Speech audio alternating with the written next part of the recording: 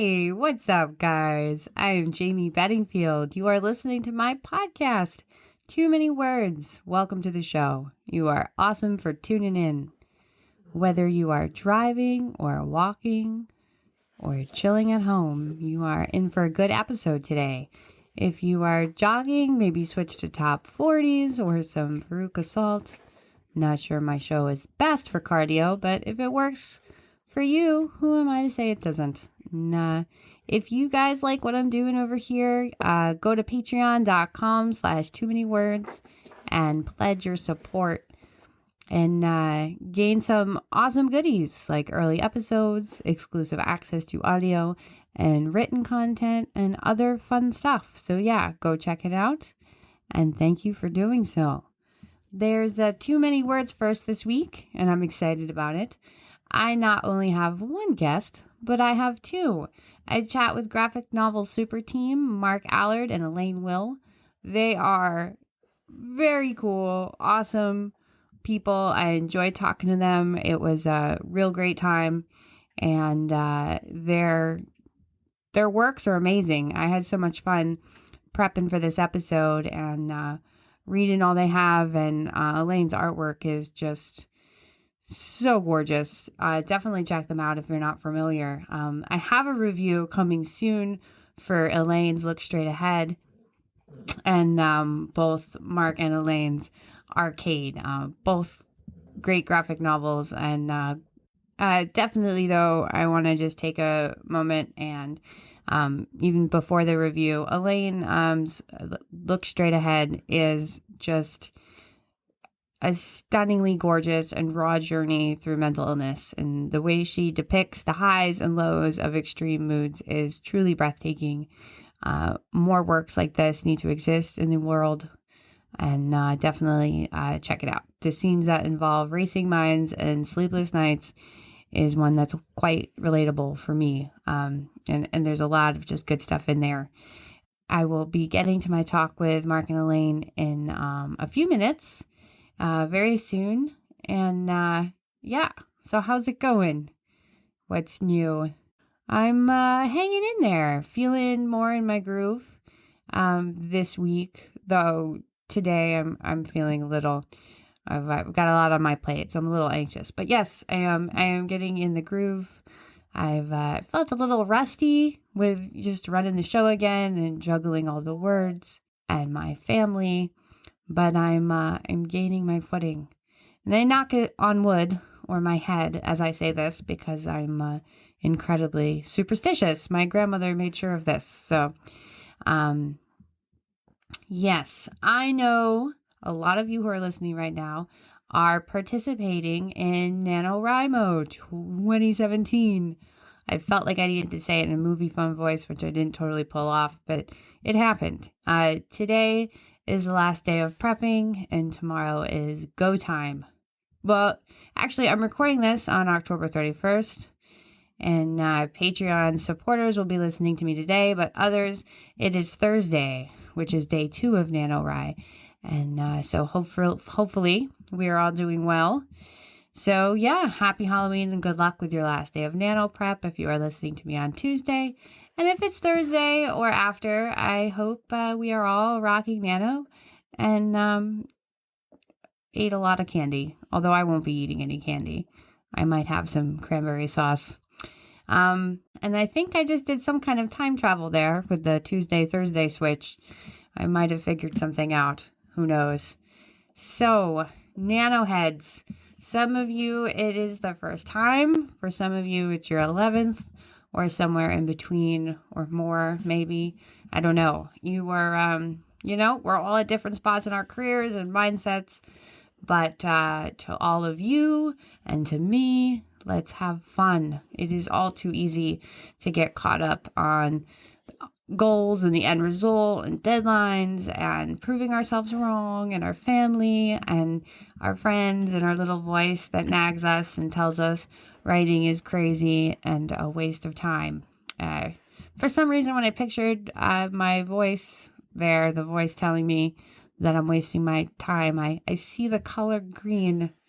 Delilah S. Dawson said it best in one of her awesome writing tweets is right for you. She had an entire tweet thread about getting through it all, and it really does all come down to keeping it as a thing that, we are doing for us. You're doing for you. I'm doing for me, because, because you want it, or you need it, or both, or, because the dragon stone depends on it. Nano is great because it's a commitment to writing every day, which is what we need to do as working writers, or, write most days. And getting stressed out about getting enough words down isn't going to result in a lot of words down. Play, have fun, make playlists. Make your characters out of Play-Doh, draw, little stick figures. Have fun, take out index cards, play with paper, get a nice journal, write in colored pens, play with fonts. One thing I've been finding invaluable with all my fiction writing is that if I find myself staring at the screen for any amount of time, I switch to a notebook and actually write myself questions. What happens after the baby grows wings? How does the mother feel now that her child can fly? Is the dog scared? Can the dog speak? Why, yes, of course the dog can speak. And oh, yes, he's a wizard that needs your help. Allowing yourself to sit back and let the parts of your brain that know better take over is just, it's a process to even figure out how to do this.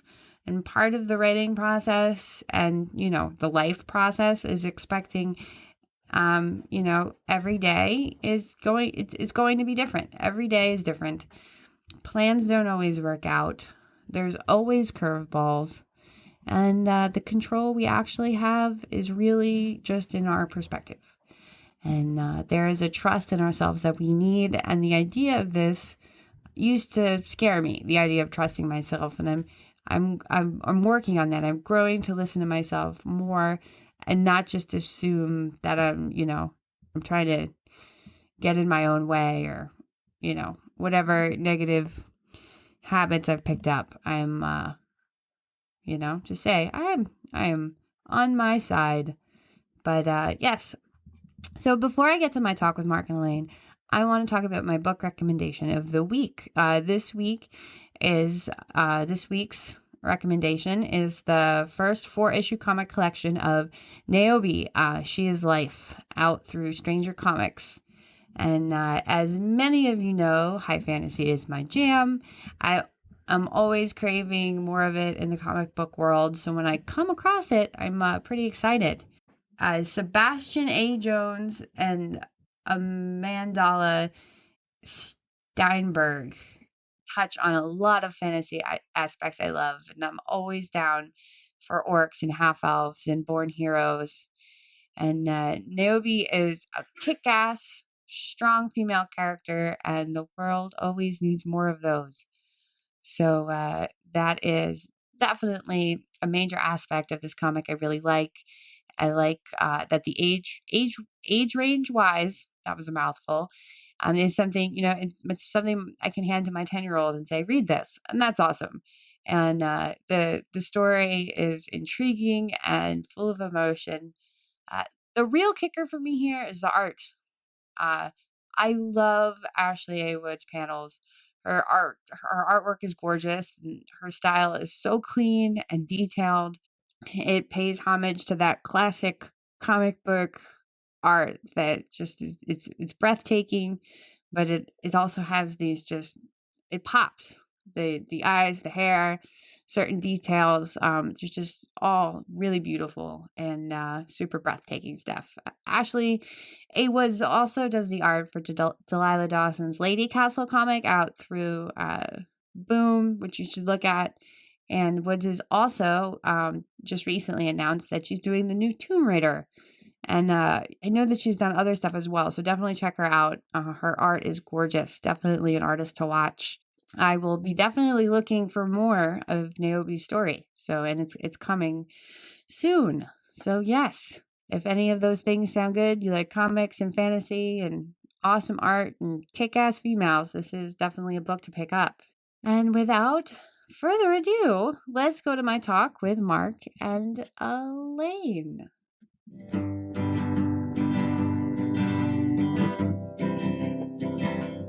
How's it going? Yeah, really well, thank you. It's we're just about to hit winter here in Saskatchewan, so it's we're kind of getting ready for things. Oh wow, are the winters intense? Yeah. When they get to their peak, yeah, they get. At the moment, we're just edging into the minus numbers, but we will get up to like -30, -40. Yeah, sometimes the cold, dreary weather messes with my mood, so I'm steeling myself for that. Oh yeah, I bet. I mean, I know with our long bouts of rain and cloud really can get to me and everyone. Yeah, I've heard that's the big thing with Seattle, and that was one of Kurt Cobain's monikers as well.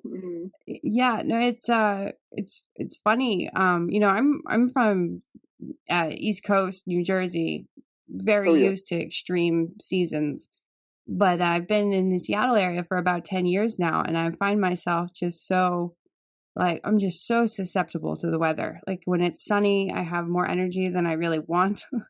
And then when it's, rainy and cloudy, I'm all sleepy and just want to stay in my house and eat. Yeah, that really reminds me of growing up in England, actually, the way you say about the rain in Seattle. Yeah, I believe they're both maritime weather systems. Yeah, is that exactly? Yeah. I lived in England for 3 years and it was tough. So much rain, so much cloud. Yeah, sounds like Seattle. And I've never been to England, but it's on my places that I'd really like to go someday. Especially the countryside. I see pictures. Oh yeah. It looks like it's really picturesque. Yeah, I feel like I could run into a wizard there. Definitely. The countryside is where I come from, and you can certainly see, looking at the countryside, what kind of inspired Tolkien and stuff like that. Oh, definitely. Some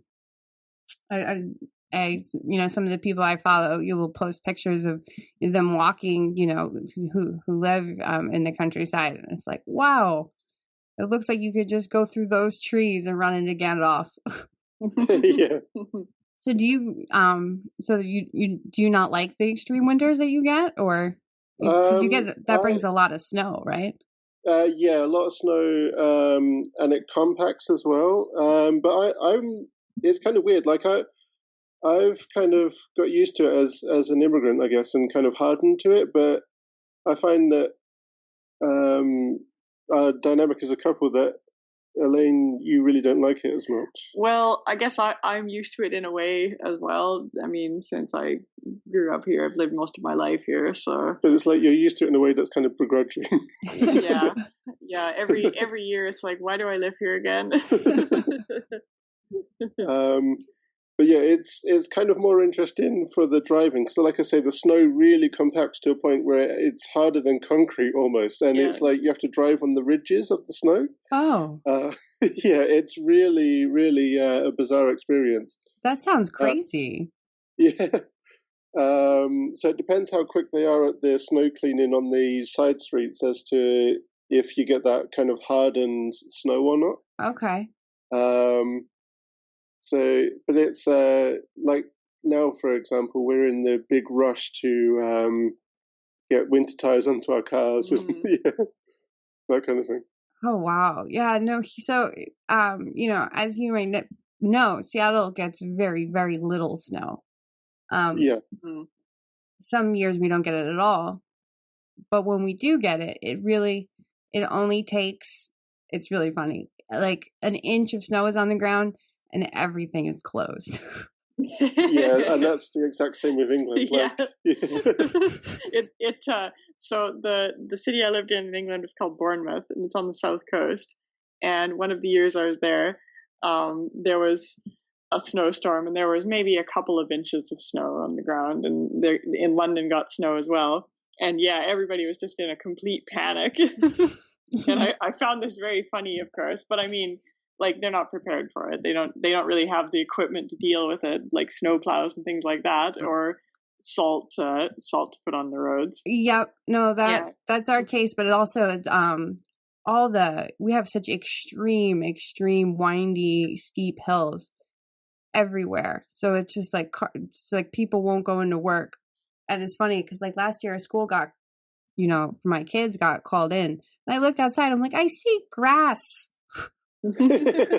Why did we get a snow day for this? We never had snow days when I was growing up, ever.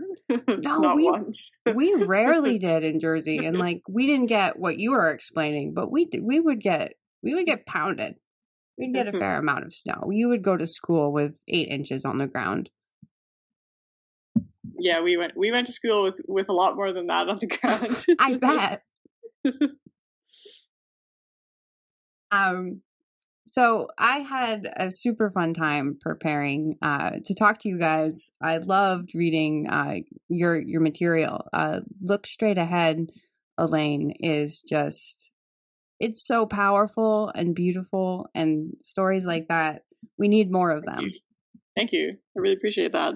Also, I had a lot of fun reading Arakde. I enjoyed the mythology bits, and just the overall, the arc of the story was really interesting. Like, it's interesting that you talk about the mythology and the story arc, because I was really inspired by things like Neverending Story and those kind of family adventure movies that we had in the 80s and that I feel that we've since lost. So yeah, hugely inspired by that. So I wanted the story arc to be metafictional, where we get pulled into the story through a story device.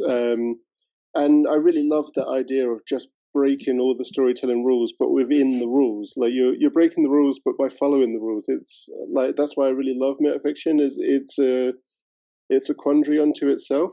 And then with the mythology thing, I'm hugely inspired by like the classic cultures and pre-classic cultures, especially like the pagan ones. So like the getting to add the Viking stuff in there was just like a really fun thing for me to do. Totally. I can get lost in different mythologies for just hours and hours. I have proved that because I've done a lot of research for my current big project that involves lots of different mythologies, and I wanted to make pieces of my own, taking inspiration from what's already out there, and that's a fun and endless loop of detail. Yeah, it's really fun, and going back to Tolkien as well, you can see where he's looked at things like the late medieval period and taken a huge amount of inspiration from that, and then written his own mythology. So you can see where fantasy comes from when you include ancient and old mythology. So I think that's really cool. It is. Well, and it's such a fun place to visit mentally, because magic and explaining things with magic is just, in so many ways, so much more comforting than, what we have available to us today. Yeah, absolutely. And that in itself, I think magic in stories goes back to the classic and pre-classic cultures as well, with the ancient Greeks, like with Deus Ex Machina, that kind of thing, where you'd have a story going on, then suddenly, Zeus comes down and saves everyone, or the other way around, God comes up from the underworld to punish everyone, and it's some kind of either savior or punitive magic that comes along. Mm-hmm. Well, what's interesting to me is, you have all these different mythologies and all these, different cultures behind them. But there's, when you read, all of them, and you're looking into them, there are common threads everywhere, as far as like, how people got to similar, reasoning and belief, being, a half a world's away. Yeah, absolutely. And dragons is the main thing for that, right? Because you've got like ancient China that had dragons, and somehow in storytelling in ancient England and in ancient Scandinavia, they were talking about dragons as well.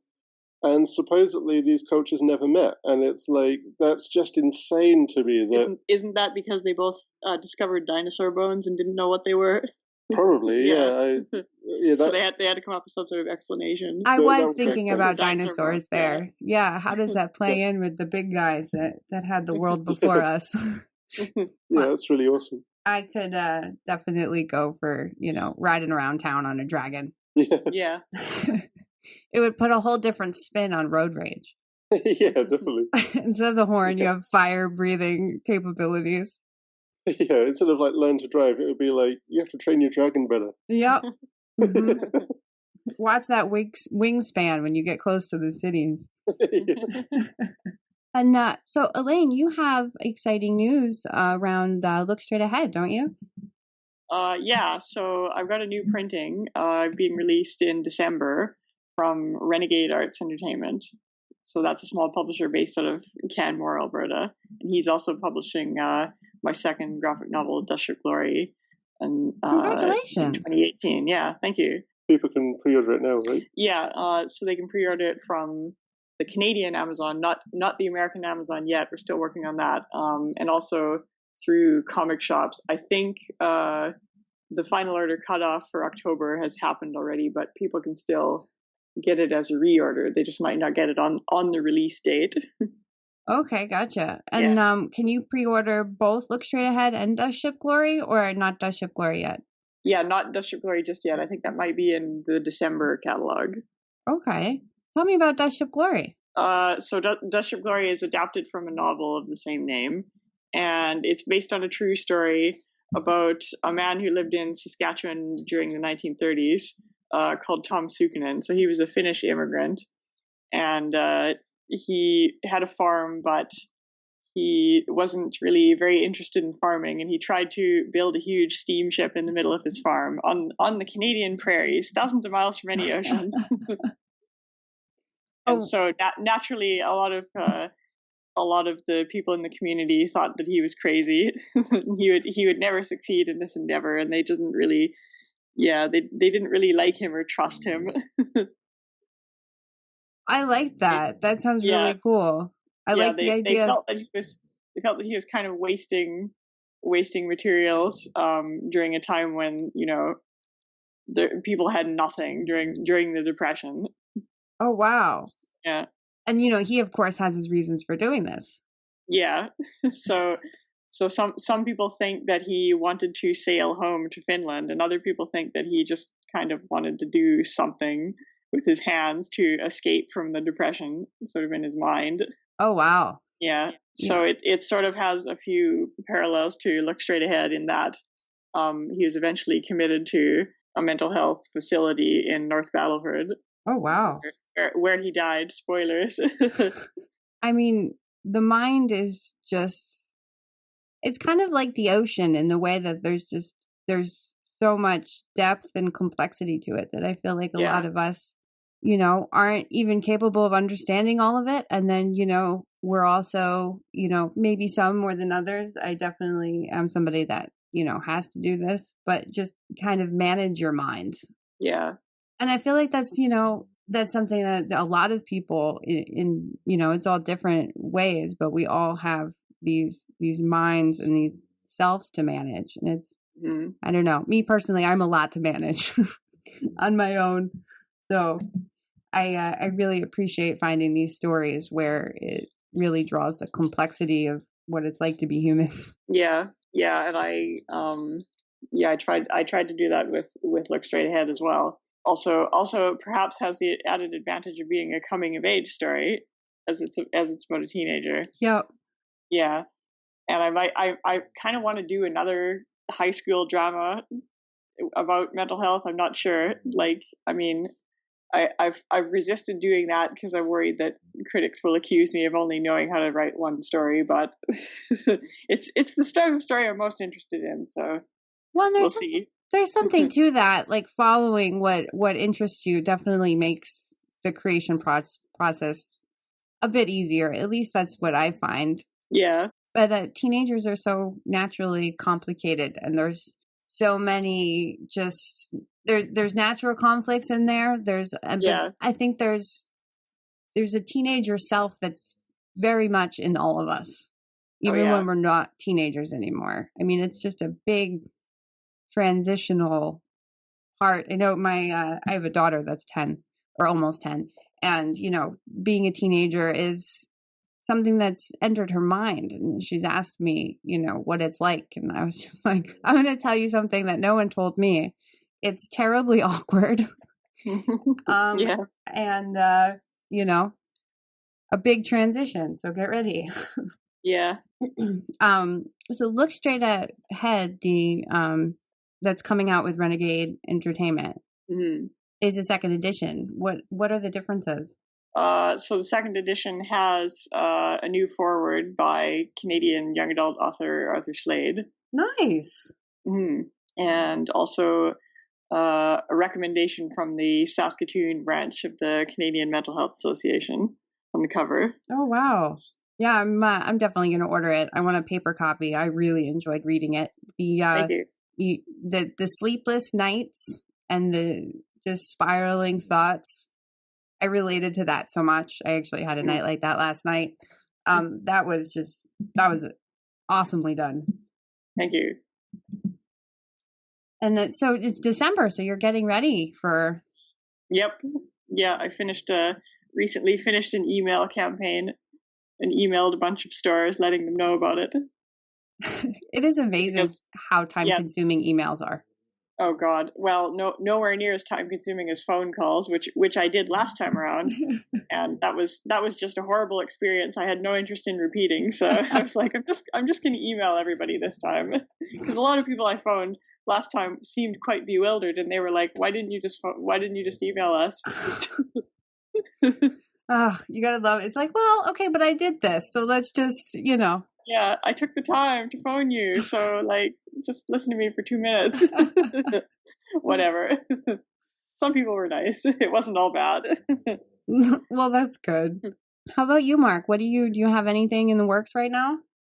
Yeah, I'm currently researching for one project and writing another at the moment. And the one that I'm currently writing is called The Burning Black Legend of Black Shark. So it's a story about a myth that extends from the kind of late medieval period from back home in the county of Suffolk in England. And this would have been during the time where King Henry VIII was having his tantrum, I guess, his very King Henry VIII style war with the Catholic Church, and he was going through the process of pulling down Catholic churches. And so it was a process that had bankrupted England a couple of times, and it was very, I guess, painful for England. And so you can see why myths like this came around, because the peasants were, I guess, fearful that there was going to be some kind of invasion of the British Isles from Italy. They were fearful of a lot of things. But anyway, so I'm focusing on this myth, which is the myth of a big devil dog called Black Shark with this tile black fur, supposedly, and these burning white eyes. And it's meant to be that his claws were burning as well. And supposedly there's slashes left on the wooden door of the church in Bungay, Suffolk. But I'm focusing on there's been several origin stories that come from the legend of Black Shark, and it's one of them is Vikings, and I focused on this being not just a Viking, but the Viking of England, which was King Guthrum. And so I focused on this story being the origin of Black Shark being a Viking in the 8th century, 9th century, in fact. I've taken a time period that was decisive in Vikings in the Danelaw settlement of England, and used this story as King Guthrum is essentially driven mad by Christianization. As a pagan, he's driven mad by Christianization and leads him to have this werewolfian transition into Black Shark. And then we jump ahead to that King Henry VIII timeline, so 7 centuries ahead. So then we focus on, he's now terrorizing these God-fearing people in Suffolk. So it's very much a horror story, but meets history drama. So it's really quite a unique story, especially for a graphic novel, especially for the comic book medium. And the one that I'm researching for is a story that is, or at least should be, it's kind of somewhat unrecognized, which is really sad, actually. But it's a story that means a lot or should mean a lot, like I say, to Saskatoon here in Canada, but also to London in England. And it's the story of Maurice Two Gun Cohen. And so Two Gun Cohen was a Jewish man, well, as the name Cohen would suggest, a Jewish man from London who moved about a similar age as to when I left England, which is one of the reasons I gravitated towards it. He left England and came to Saskatoon. And he was a con man at first. He was like a card swindler. He became a card hand and learned how to, play the illegal backroom gambling scene. Because this would have been in the 20s and 30s, back before gambling was legal in both Great Britain and in Canada. Oh, okay. But then he kind of, one night, I guess he saw someone trying to rob a Chinese immigrant store. And beat this guy up because he was a trained boxer, so he used his boxing oh, wow. knowledge here. Beat this guy up, threw him out of the store, and became friends with the Chinese owner. And this would have been during the time of Dr. Sun Yat-sen's fight for a unified China. Okay. So he actually, weirdly enough, became the only Jewish general in the Chinese army. And this would have been around about the time that the Imperial Japanese were invading, because, fast forwarding now into the late 30s, and they'd kind of taken over much of South and Eastern China. And so I'm going to do a biography, a comic book or graphic novel. It's going to be a feature-length graphic novel biography of the timeline of when Maurice Cohen would have left Saskatoon to then join the Canadian Army to help the wife of Sun Yat-sen escape Hong Kong, literally with only minutes left before the Japanese had fully secured Hong Kong. So he helped this Chinese icon that meant a lot to the Chinese people, escape at the cost of his own freedom, and was then actually imprisoned for the rest of the war by the Japanese. That sounds awesome. Yeah, it's a really powerful story, really strange as well, because it's it's something that you wouldn't really expect, especially from, there's such a different imagery that's painted of Jewish people in World War II, and I think this is such an important one, a powerful one, of a heroic Jewish man in World War II. Yeah. Yeah. Wow. And so you're researching it for now. Do you have an idea on when people would be able to see it, or not yet? Oh, I think, being that it's going to be a feature-length graphic novel with the artwork, I think at least 2 years away. Okay. At least 2 years away for this one. Yeah, so sadly. But the one about Black Shark, I should think that'll be within a year, within 12 months. Okay. That will be ready. Because I've almost finished the script. Nice. So that's almost ready to go towards artwork. But yeah. Well, you have some exciting things in the works. Yeah, thank you. It's funny. I mean, a different medium, but also a long game. As far as working on a book, it's interesting to just get in the mindset of accepting how long it's going to take.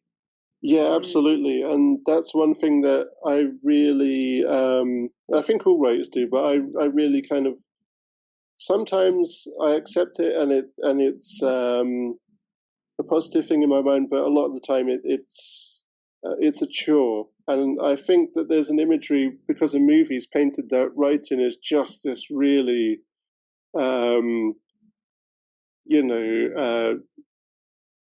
regal thing, where the reality is that, it's really good, and we do it because we love telling stories and we love being storytellers, but there are a lot of times where it's just not glamorous at all. Yeah, and as with art and drawing, it's just like there are times when it isn't really fun. Yeah, and that's something that's not depicted at all.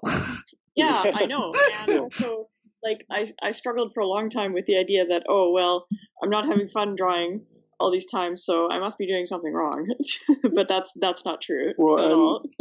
And I would add to that writing for comic books is a script writing medium. So, and the finished product is a visual medium as well. So it's different to writing for a novel. And I understand that writing for a novel is long and tricky and has that kind of downside to it as well. Yeah.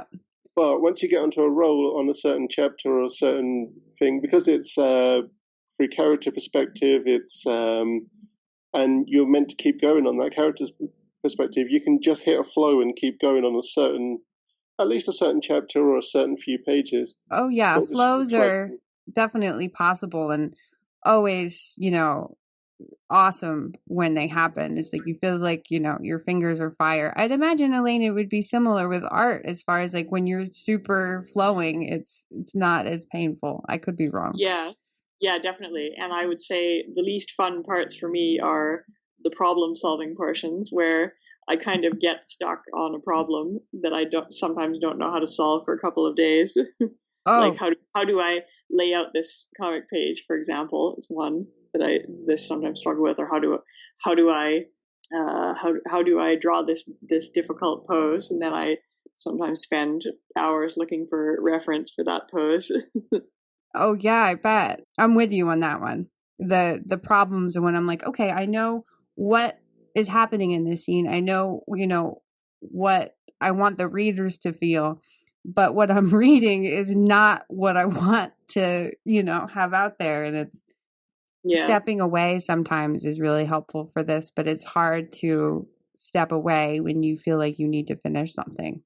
Yeah. I definitely feel that with the script writing process as well, because script writing is very surgical in comparison to novel, and just as a difference, not really as anything other than a medium difference. It's so you have to very surgically write everything into panels, and so you break it down into pages, then into panels, then the panel is set into panel 1, then you have to do your action, describe all your action and be very descriptive, but kind of in a present tense or reflective tense, somewhat similar to how you'd write a screenplay, and then you'd put the dialogue in after that, and you put it under the titles of each character that has dialogue, and in a linear sequence like a screenplay. So to do the plot development for that, I have to go through a long process of doing like a plot outline, then plot development from that before I even start the script. So it's you can get these really annoying periods where you have to go right the way back to plot outline, and it's like, okay, something's not working here. I have to figure it out, and then it can be quite a challenge doing script writing at times, but there's other times where it's just like, oh, okay, I know exactly the story I need to tell. And I've got a feeling that with doing a biography with the Morris Cohen one, that the script is going to flow a lot easier because I'm just taken from account of what's really happened. Although I do have to still tell a story and maybe alter timelines to make the story, alter certain events, remove certain events, to make it a story that is impactful, to make it something that reads the story that wants to keep people reading. I think you might have to invent a few things too. Invent a few things, add in some tension creating situations that may not have happened. And ultimately, this is the difficult thing with biography, is I've got to put words into people's mouths, because nobody records exactly what they said in situations historically. Oh yeah, I never really thought about that part of it before, but that's something, isn't it? Yeah, so it's going to be really interesting, because I'm going to have to maybe see if I can reach out to any of his remaining family and see if I can figure out how he spoke, like if were there any quirks to the way he talked, so that I can figure out how he spoke, so that I can put the words into his mouth more accurately. So that's going to be an interesting part of the research process. Yeah, it is. Oh, wow. I'm excited for you.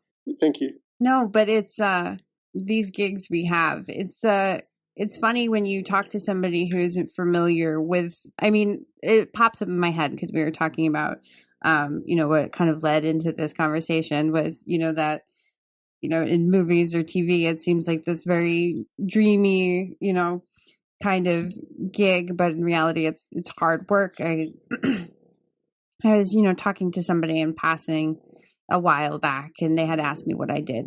And I was, because I was like, oh, I gotta get to work after this. And like, oh, what do you do? And I was like, I'm a writer. And they're just like, oh, Well, my dad always said, if you didn't want to work hard, become a writer. And I just kind of looked at him. I didn't say anything, but I remember thinking about it as I was leaving the grocery store. I was like, wow. Yeah, it's like, because it is. Yeah, I think his dad had a very skewed perspective of what a writer is. Yeah. Exactly. But it is, as far as, what it is like to create, I think it is this complicated world that I think you have to kind of, be in it or close to it. I think my husband, he isn't a writer, but he lives with one. So he's well aware of the ups and downs.